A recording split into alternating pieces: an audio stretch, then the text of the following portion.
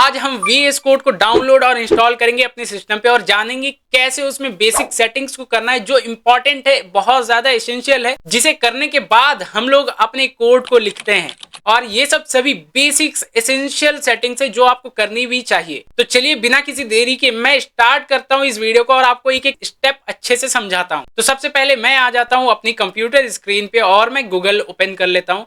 Google पे आपको just search करना है VS कोड। जस्ट आप इतना सर्च कीजिएगा VS कोड, तो सबसे पहला लिंक आपको दिख जाएगा, देखिए डाउनलोड का।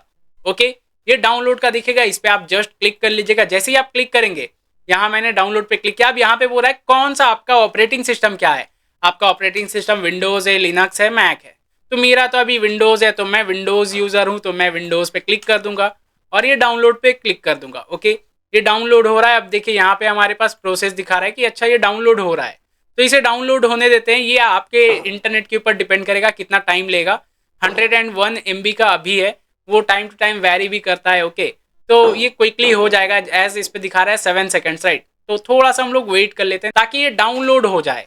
तो देखिए ये डाउनलोड हो गया, डन लिख कर आ गया। अब मैं इसे इधर से ही ओपन कर लूंगा। ओके, तो मैं इस पे क्लिक करके ओपन कर लेता हूँ। अब जैसे ही मैं ओपन करूंगा, ध्यान से देखिएगा, इस तरीके का हमारे पास विंडो आ गया, राइट।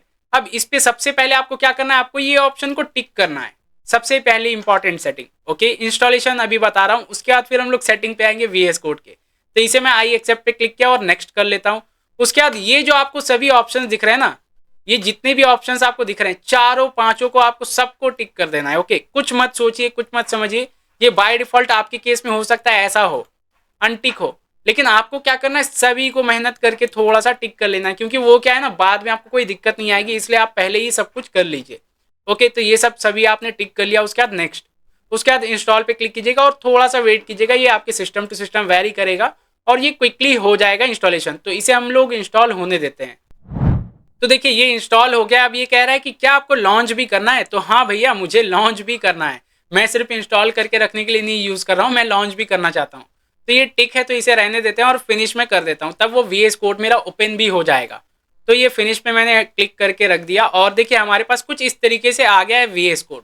ओके, अब आपके केस में क्या है ना, यहाँ पे कुछ और ऑप्शंस आएंगी, तो ये ऑप्शन को आप जस्ट इग्नोर कर दीजिएगा और उसके बाद फिर आप देखिए क्या क्या आपको चीजें दिख रही है। अगर आप एक्सेल से फैमिलियर है तो देखिए एक्सेल की तरह कुछ ना कुछ चीजें हैं, लाइक यहाँ पे फाइल्स है, एडिट है, सिलेक्शन है, व्यू है, गो एंड रन।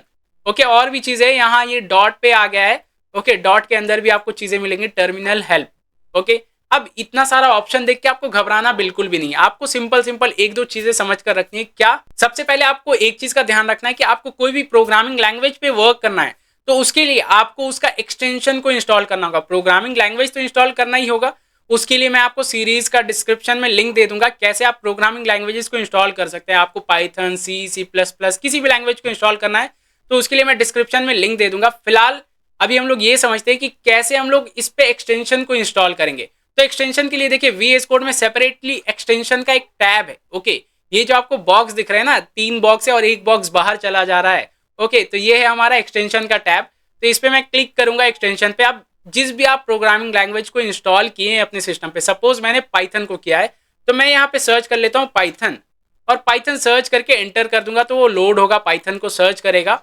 और देखिए पाइथन हम लोगों को मिल चुका है, 3rd में मिल रहा है। ओके, 3rd 4th में कोई दिक्कत वाली बात नहीं, ये समझ कर रखिएगा। देखिए ऑफिशियल जो रहते हैं ना, वो आपको ऐसा टिक मार्क दिखेगा, देखिए वेरीफाइड टिक दिख रहा है ना, ऐसा आपको ऑफिशियल दिखने वाला है जो भी प्रोग्रामिंग लैंग्वेज का। अगर नहीं भी है तो आपको जो टॉप में दिख रहा है आप उसे कंसीडर कर सकते हैं। ओके, तो मैं पाइथन को फिलहाल क्लिक कर लेता हूं। अब देखिए ये मेरे पे बोल रहा है कि ऑलरेडी इंस्टॉल्ड है, तो मेरे पास अनइंस्टॉल का ऑप्शन आ रहा है। आपके केस में कैसा आएगा मैं आपको दिखा देता हूं। आपके केस में इस तरीके से आएगा, देखिए इंस्टॉल का ऑप्शन आएगा। ओके, ये इंस्टॉल का ऑप्शन आएगा, आपको जस्ट ये इंस्टॉल पे क्लिक कर देना है। जैसे ही इंस्टॉल पे क्लिक करेंगे ये आपका इंस्टॉल हो जाएगा। पाइथन, मैं आपको जस्ट पाइथन बताया, उसी तरीके से आपको C++, जावा, गो, जो भी लैंग्वेज को आपको इंस्टॉल करना है जस्ट सर्च कीजिएगा और इंस्टॉल कर लीजिएगा, दैट्स इट। अब ये तो हो गया इंस्टॉलेशन का। अब VS कोड में आपको एक और इंपॉर्टेंट सेटिंग जानकर रखना चाहिए, जो है कोड को रन करने के लिए। तो उसके लिए एक इंपॉर्टेंट एक्सटेंशन है कोड रनर। मैं इधर सर्च कर लिया हूं कोड रनर, और कोड रनर को ध्यान से देखिएगा। ये जो सर्च किया हो ना, सबसे पहला लिंक देखे, ये हम लोगों को मिल चुका है, जून हैन नाम है इन डेवलपर का। आप देखिए ये वेरीफाइड नहीं है। ओके, एज ये ऑफिशियल माइक्रोसॉफ्ट के या कोई भी ऐसा ऑफिशियल कंपनी से नहीं है, ये इन्होंने खुद ही डेवलप किया है, जून हैन नाम के डेवलपर ने, तो ये इनका है। ओके, आपको ये इंस्टॉल कर लेना। इससे क्या है ना, आप जितनी भी प्रोग्रामिंग लैंग्वेजेस है, जैसे अगर नीचे आप देखेंगे तो कितनी लैंग्वेजेस को ये सपोर्ट करता है, C, C plus plus, Java, JavaScript, PHP, Python, Perl, Ruby, Golang, Lua, Groovy and many Morse. आप पढ़ सकते हैं चीज़ों को। ओके, तो इतनी लैंग्वेजेस को ये सपोर्ट करता है एक्सटेंशन। अब ये एक्सटेंशन का फायदा क्या है, काम क्या है, देखिए इस पर क्लिक किया ना, ऐसा कुछ आपके केस में भी पूछ सकता है कि क्या आप ये डेवलपर पे ट्रस्ट कर रहे हैं। तो मैं बोल देता हूँ हाँ भैया मैं ट्रस्ट कर रहा हूँ। ओके, तो मैंने उसे बोल दिया ट्रस्ट करता हूँ, तो वो इंस्टॉल कर रहा है अब चीज़ों को। अब ये इंस्टॉल हो गया, ये डिसेबल का आ रहा है, कोई दिक्कत वाली बात नहीं है, मतलब हमारा इंस्टॉलेशन हो गया। अब हम लोग कोडिंग कैसे करेंगे, देखिए मैं आपको थोड़ा सा ओवरव्यू दे देता हूँ। अभी मैं इस टैब पे था, राइट, लेकिन अब अगर हम लोगों को कोडिंग करना है तो हम लोगों को ये फाइल्स वाले ऑप्शन पे जाना है। ओके, फाइल्स पे मैं गया। अब यहाँ पे क्या बोल रहा है कि आपको क्या करना है, फोल्डर को खोलना है क्या। हाँ भैया मुझे तो फोल्डर ही खोलना है, तो फोल्डर मैं क्रिएट कर लेता हूँ, सिंपल सी बात है। फोल्डर मैं कैसे क्रिएट करूंगा, डेस्कटॉप पे सिंपल जैसे हम लोग फोल्डर्स वगैरह क्रिएट करते हैं उसी अकॉर्डिंग कर लेंगे। मैं इसे साइड कर दिया और राइट क्लिक करके new folder and new folder, और फोल्डर का नाम अभी कुछ भी मैं दे देता हूँ, लाइक मैंने लिख दिया टेस्ट। ओके, अब इस फोल्डर को ओपन करने के बहुत सारे तरीके हैं, मैं आपको एक जस्ट सिंपल तरीका बताता हूँ। आप इसे उठाइए और ड्रैग कर दीजिए, ड्रैग एंड ड्रॉप। इधर से आपने ड्रैग किया और इधर आपने ड्रॉप कर दिया, दैट्स इट। अब देखिए आपका VS कोड में वो फोल्डर ओपन हो चुका है। कैसे आपको पता, क्योंकि देखिए जो आपका फोल्डर नेम था वो यहाँ पे आपको नेम विजिबल हो गया। ओके, और उसके बाद ये जो चीजें हैं ये आपका जो है न्यू फाइल क्रिएट करने के लिए, और उसके साथ साथ ये जो है एक न्यू फोल्डर क्रिएट करने के लिए। अब क्या है ना, आपने एक फोल्डर तो ओपन कर लिया VS कोड में, अब आप इधर से ही फाइल्स और फोल्डर्स को क्रिएट कर सकते हैं। आपको अलग से बार बार डेस्कटॉप पे या उस फोल्डर पे नहीं जाना होगा फाइल्स फोल्डर क्रिएट करने के लिए। ओके, तो इस तरीके से आप कर सकते हैं। जैसे मैं आपको थोड़ा सा एक ओवरव्यू दे देता हूँ, सपोज मैं इस पे लिख देता हूँ main.py। ओके, main.py लिखा, देखिए ये अभी मैं पाइथन नहीं बता रहा हूँ लेकिन जस्ट थोड़ा सा आपको ओवरव्यू दे रहा हूँ।